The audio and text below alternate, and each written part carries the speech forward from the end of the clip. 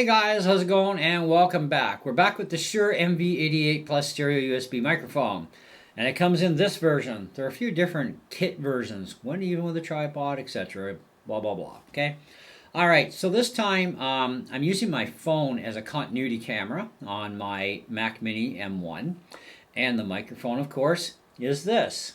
Now, if you're using this on an iPhone or an iPad, there is software that you can download.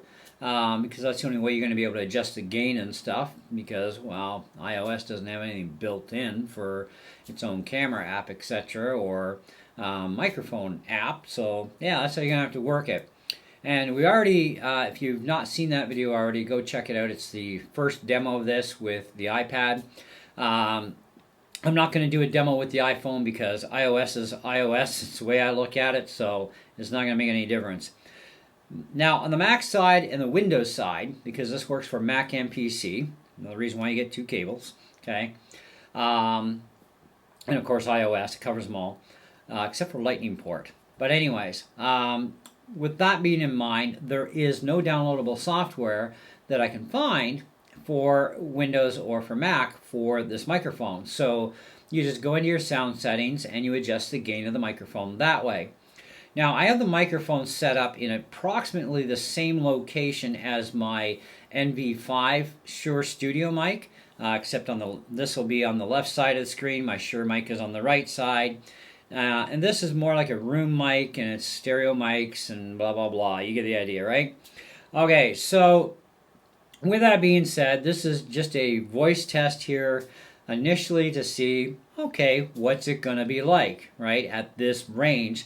And I'm about 2.5 feet from the microphone, okay, give or take. Maybe I'm about 2.5, not quite 3 feet away from the mic. And I'm looking at my meters on my QuickTime app, which is what I'm using to record this video with. And I can see that my meters are actually doing quite well at this range. But the idea behind getting this mic is to have a mic further away, especially for testing audio with a more natural room sound, okay? Seeing how that's going to work out. And of course, we do have to test some of this stuff to see just exactly what it's going to do.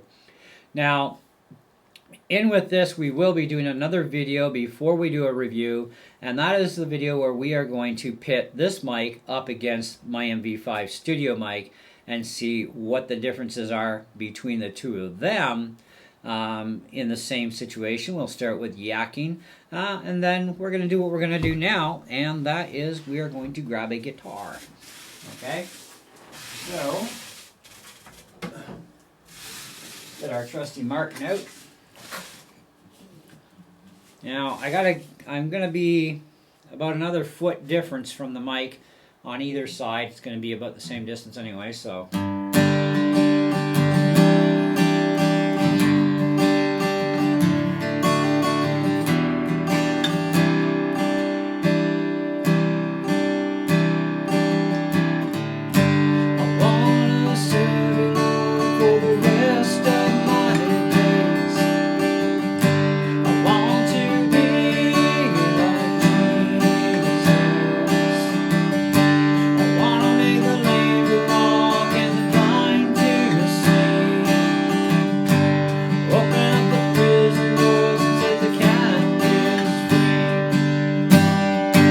I screwed up my last chord, but that's okay. So you get a pretty good idea, you know, vocal with guitar, and I'm not singing at my absolute loudest that I can sing at, okay, but just in the guitar by itself.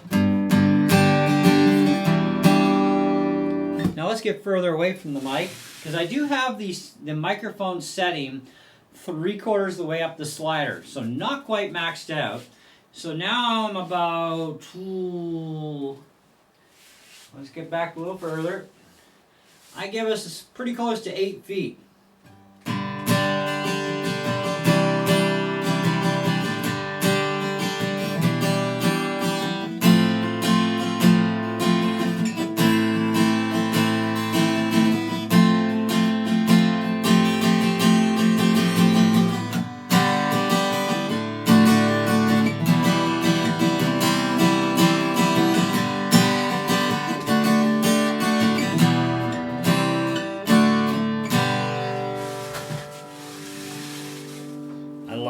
chairs.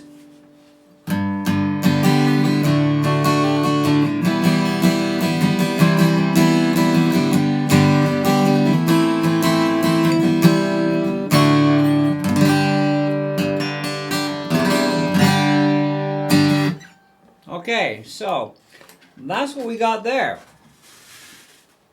All right. So don't take this demo as any kind of a review, because yeah, it ain't. We're gonna come back. This is a pretty expensive microphone, and I was like, yeah, maybe we'll see about it, depending on if it's gonna work or not. Just to give you a little bit of a heads up on this thing. As per the way this thing comes in this particular kit form, it is a $269 Canadian, currently on sale for $242. Okay, and yeah, it's kind of like, oh, I don't know about this. There's a full write-up here. When I do the review, you're going to get the link at that point to the website, whether I recommend this thing or not.